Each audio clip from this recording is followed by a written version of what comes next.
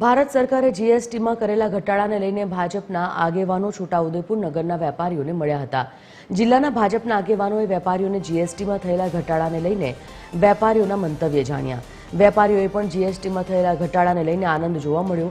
સાંસદે વેપારીઓને ફૂલહાર પહેરાવી વેપારીઓનું અભિવાદન કર્યું હતું।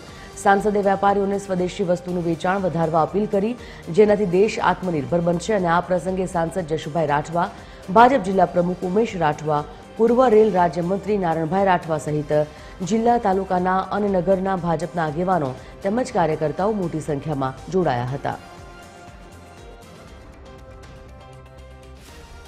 જે જીએસટી માં ઘટાડો થયો છે ત્યારે અમે લોકોએ છોટાઉદેપુર જિલ્લા ભારતીય જનતા પાર્ટીના પ્રમુખ માજી સાંસદ આદરણીય નારણભાઈ રાઠવા સાહેબ અને ભારતીય જનતા પાર્ટીના કાર્યકર્તાઓ આજે છોટાઉદેપુર નગરની અંદર દરેક વેપારી મિત્રોને મળવા માટે નીકળ્યા છે। ત્યારે વેપારી મિત્રો દ્વારા અમારું પણ સ્વાગત કરવામાં આવે છે। ખરેખર તો અમારે વેપારીનું સ્વાગત કરવાનું, એમનું સન્માન કરવાનું હોય ત્યારે ખૂબ સારો એવો પ્રતિસાદ મળી રહ્યો છે। આપના દેશના લોકોને અને વેપારીઓને ફાયદો થાય એના માટે જીએસટી ટેક્સની અંદર ધરખમ ઘટાડો કરી અને જેના સ્લેબ છે એ ઘટાડવામાં આવ્યા છે, જેના કારણે વેપારીઓને તથા ગ્રાહકોને પણ ફાયદો થશે।